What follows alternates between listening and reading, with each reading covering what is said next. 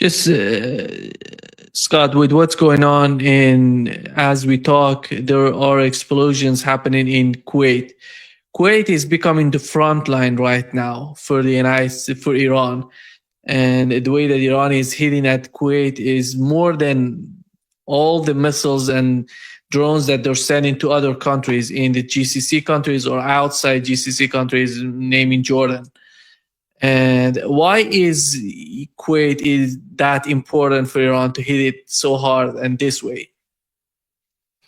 Uh, I don't know if it's important. I mean, the United Arab Emirates seems to be a more important target if you were going to be seeking to.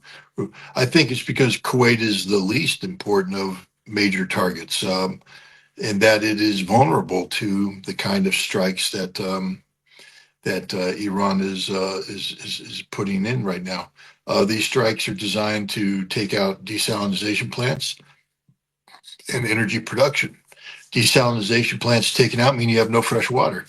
Take out energy production. I'm talking about, energy power plants. You have no electricity for air conditioning, and life becomes unlivable. And so I think what uh, the Iranians are doing is setting the example, saying that there is a price to pay for continued bombardment of Iran, and Kuwait is providing a base for the launch of ATACMS missiles, by by the U.S. forces, and so Kuwait is clearly an enemy state. Iran is, I believe, setting Kuwait up for the total destruction of its major civilian infrastructure. That means there will be no ability to generate water from desalination. There will be no ability to generate energy from power plants. And then Kuwait dies as a state.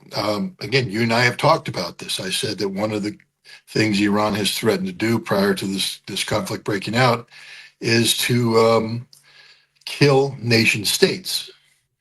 I think Iran is in the process of destroying Kuwait as a nation state.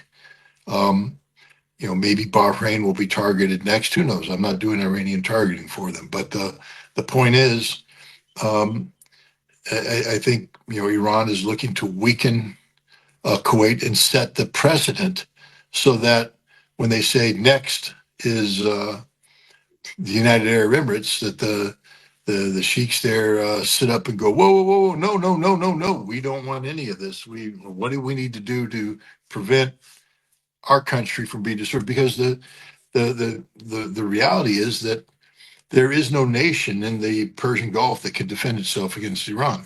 None. There's no air defense systems, nothing. So if Iran wanted to destroy them, Iran could destroy them. And the message that needs to be sent back to to the UAE and to Kuwait and to other Gulf Arab states is that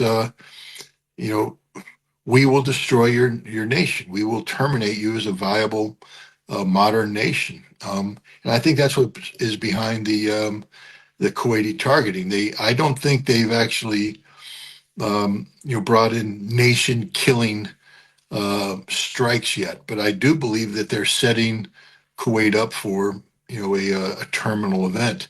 And when it happens, it's going to be tragic for millions of people. But I think that's what's going on with the Russian bombardment of Kuwait.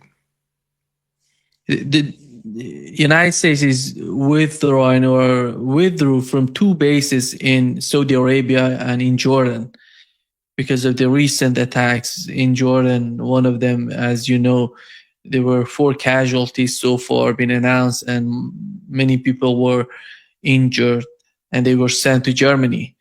And how do you see the situation, Scott, considering Jordan and the way that Iran is getting? It seems they're receiving intelligence from Jordanians, and it was confirmed. IRGC claimed that. Then Donald Trump confirmed that in his speech. He said that they were, sending intelligence to Iranians. That's why they know about our position in Jordan. And what is your understanding of the next step on the part of Washington? If Jordan is not safe, what where are they going to go? Is that going to be in Israel? Is that going to be in, Greece, or maybe Bulgaria, or I don't know, Diego Garcia?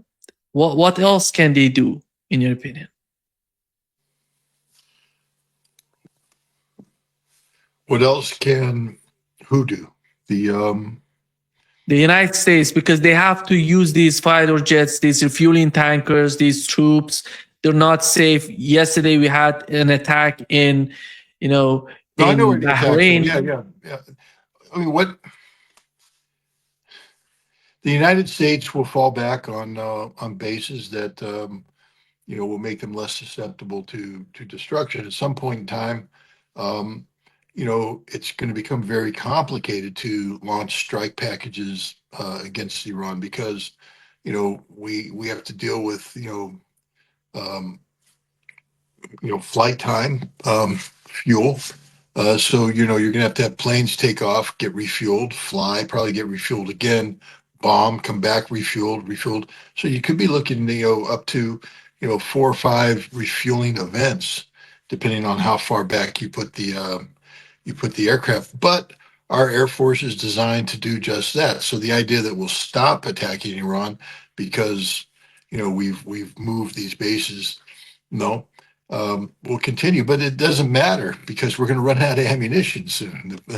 The fact of the matter is, the United States has a very finite amount of air-delivered munitions available, and we're about to run out of them. And when we do, it's going to be catastrophic for the United States. Yeah. Do you believe that the next step would be somehow Israel? And Israel doesn't seem to be willing to join the fight. Yesterday, Smotrich said that we're feeling just fine here. We don't want to join the fight. This is a tit for tat, and the United States is fighting the war, and we don't need to get involved.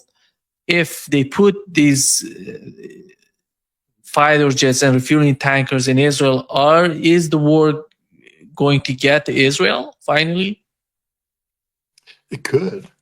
I mean, in theory, Iran could decide not to grant a safe status um, to the Iranians and or safe status to the United States and Israel and begin attacking these targets. And this would escalate to Israel launching strikes back. But again, Israel in 19, in the original 39-day conflict, uh, was one of the parties suing for peace. Enough was enough. Um, and this is a reality. There's nothing that's changed in the Israeli military posture that implies that they might be able to get a different outcome from simply repeating bombing of the past. Israel gave it their best shot. They put their best set of targets out there and they dropped bombs on them. It didn't achieve anything. What the Iranians were doing in the end was blowing up office buildings that were not known to the naked eye, but to the insiders, they knew it was a place where Israeli intelligence was operating, a place where special systems were being developed or deployed or owned. And they